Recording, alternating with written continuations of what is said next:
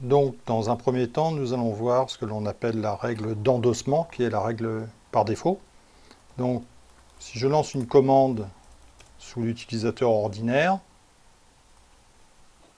et que j'ouvre un autre terminal, alors je vérifie que je suis bien l'utilisateur ordinaire, hein, bien entendu. Je fais un PSAUX, et là, je vois que ma commande, qui est donc une temporisation de 1000 secondes, est bien exécutée sous l'identité de l'utilisateur courant, qui est ici le compte Bruno. Bon, à qui appartient la commande sleep?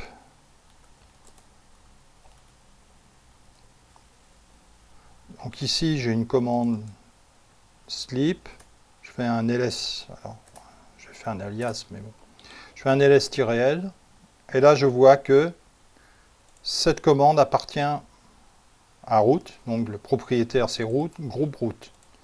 Et ce qu'on voit ici, c'est que la règle d'endossement fait en sorte que lors de l'exécution de la commande, le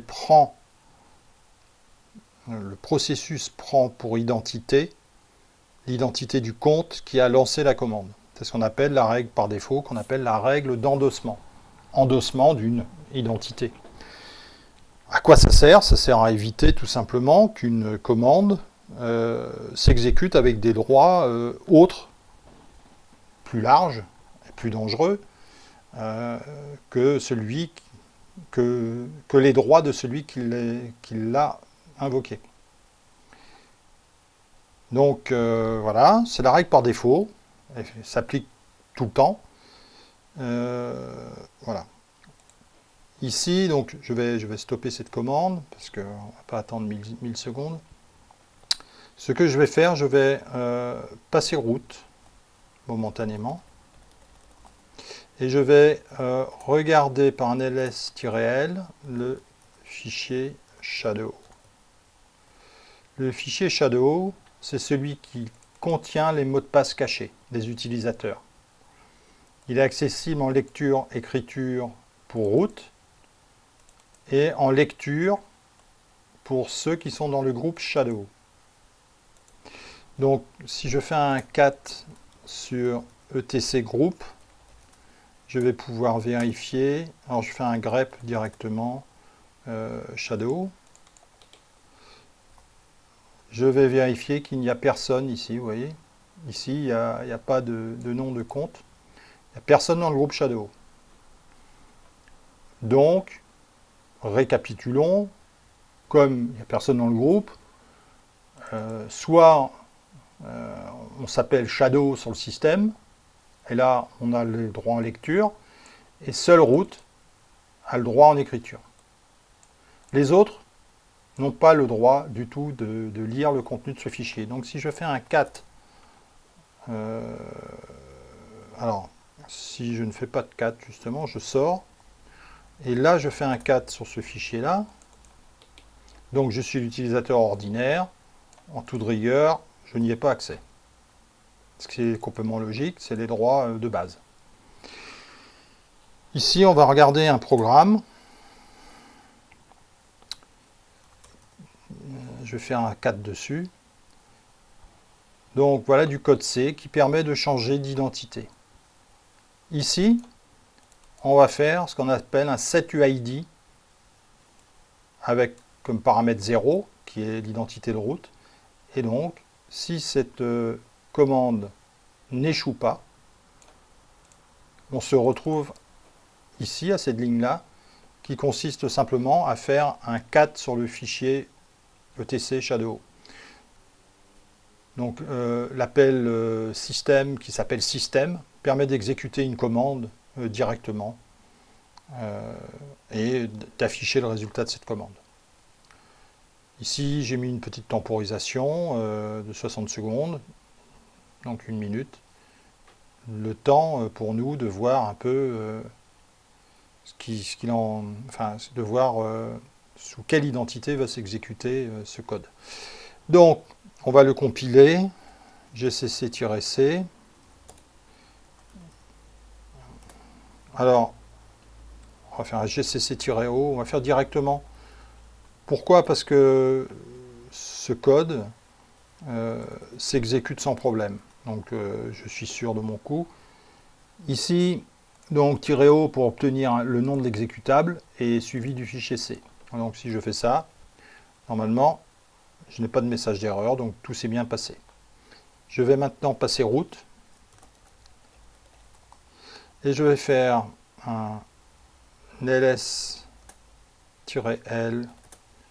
de setuid 4 etc shadow.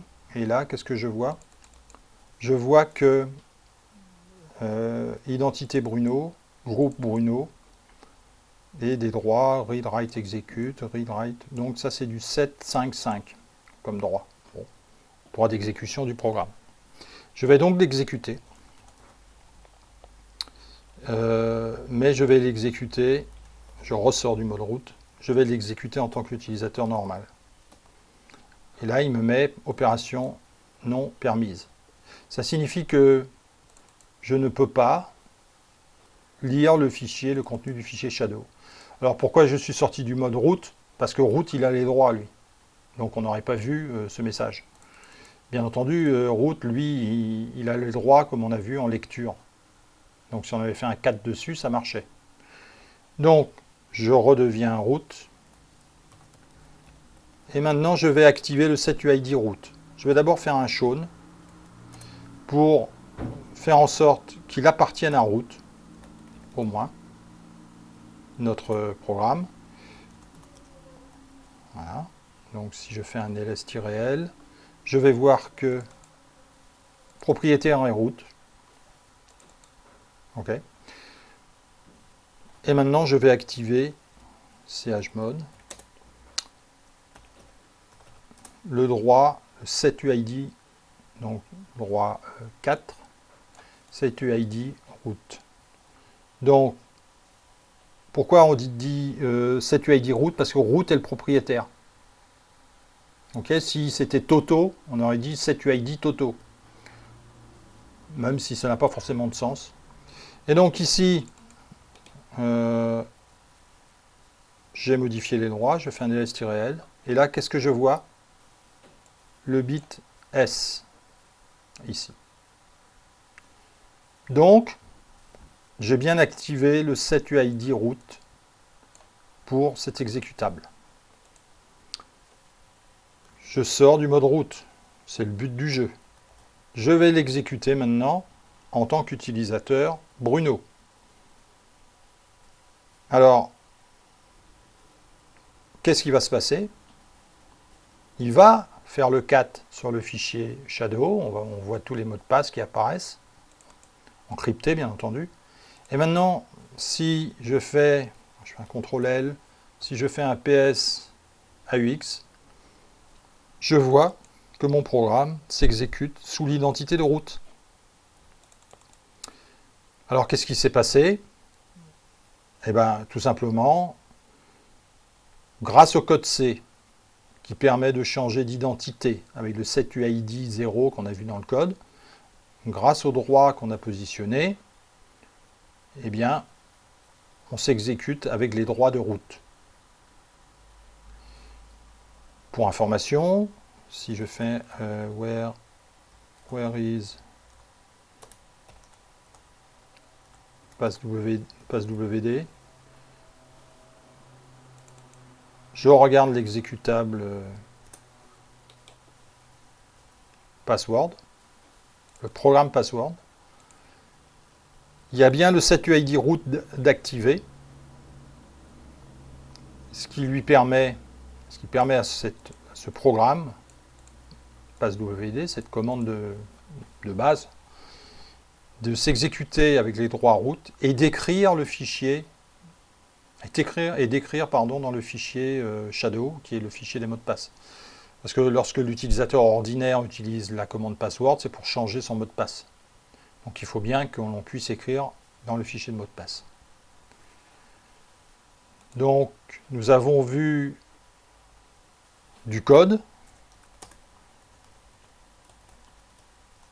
qui permet de changer d'identité ici. Et donc nous avons vu également les deux commandes, le shown pour attribuer quand même le propriétaire route, et le setuid avec le chmod 4755.